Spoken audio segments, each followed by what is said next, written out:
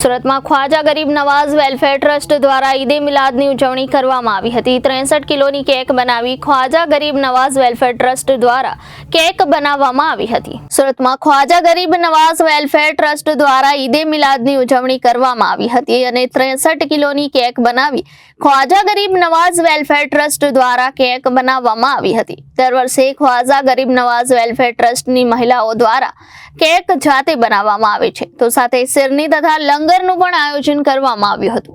ખ્વાજાદાના દરગાહના ખાદિમ અને ગણેશ ઉત્સવ સમિતિના અનિલભાઈ બિસ્કિટવાળાના હસ્તે કેક કટિંગ કરવામાં આવ્યું હતું। नाम सब्बीर भाई दरा।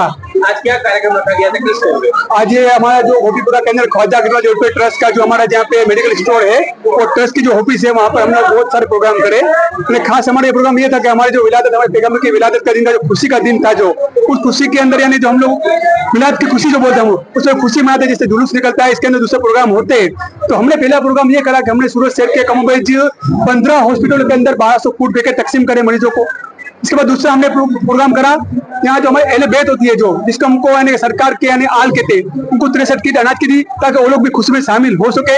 और इसके बाद हमने आज जो जुलूस जो निकलने वाला था वो जुलूस के अंदर यानी कि जो प्रोग्राम जो था शाम का था, मगर प्रशासन ने जो हमारी इजाजत दी गई थी सुबह की जो 11 से 5 का टाइम रखा गया था, जो हम उसका भी तहे दिल से शुक्रिया अदा करते हैं। उन्होंने जो निकालने की जो परमिशन दी उस जुलूस के अंदर हम लोगों ने यहाँ पे लंगर खाने साबिर किया, मैंने खाने का इंतजाम रखा है लोगों के लिए ताकि लोग खाना खा सके। और इसके बाद 63 किलो का केक बनाया हमारे, जो हमारे नबी की जो उम्र हुई थी 63 साल की हुई थी, उसके लिए 63 किलो केक बनाया। और खास इसके अंदर हमने एक प्रोग्राम बनाया तो उसके अंदर हमने गणेश जो समिति के जो है जो अनिल भाई बिस्किट वाला उनको बुलाया और हमारे जो खालदाना के फैसल बापू उनको बुलाया, उनके हाथों से केक काटा और कौमी एकता का प्रोग्राम हमने यहाँ पे करा और कौमी एकता का हमने यहाँ पे वो करा। जी આજે जुलूस નીકળી રહ્યા છે, કેવી રીતનો માહોલ છે? સૌથી મોટી વાત તો ભારત માતાને હિન્દુસ્તાને આઝાદ કરવા માટે હિન્દુ મુસ્લિમ બંને ભાઈનો સહયોગ છે। અને વિશેષ યાદ કરીશ અશફાકુલ્લા ખાનને, જેઓ ભારતને આઝાદ કરવા શહીદી ગોળી હતી, ફાંસીને સજા પર ગયા હતા। એટલે આ ભારત માતાને આઝાદ કરવાનું જો શ્રેય હોય તો દરેક ધર્મને છે। અને આજે કોમી એકતાના એક પ્રતિક રૂપે આજે હઝરત મોહમ્મદ પેગમ્બર સાહેબના 1453માં જન્મદિવસ નિમિત્તે અહીંયા મને બોલાવ્યો અને મેં સાથે એમની સાથે એમની ઉજવણીમાં જન્મદિવસ નિમિત્તે ઉજવણી કેકની કટિંગ કર્યું હતું।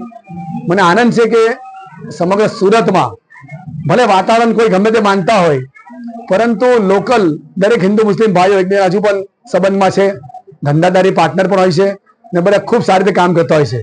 મારા ખ્યાલથી સૌથી પહેલું રાષ્ટ્ર પહેલું હોય છે। દરેક ધર્મ જ્યાં રહેતા રાષ્ટ્ર પહેલું તે રાષ્ટ્રની ભાવના સાથે જો તમે દેશમાં પોતાનું ગુજરાન કરો તો માગલી આ તમારી ધાર્મિકતા પણ સચવાતી હોય છે।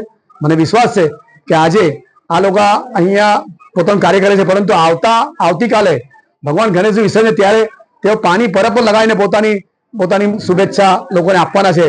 તો આ એક ભાઈચારો હંમેશા સુરતમાં રહે અને ભાઈચારા લીધે સમગ્ર સુરત ખૂબ વિકાસ પામે એવી બધાને ભગવાનને અને કુદરતને આપણે પ્રાર્થના કરીએ કે આપણે ભવિષ્યમાં સાથે મળીને આ રાષ્ટ્રનું નિર્માણ આગળ કઈ વધે તેનો પ્રયત્ન કરીએ। આભાર।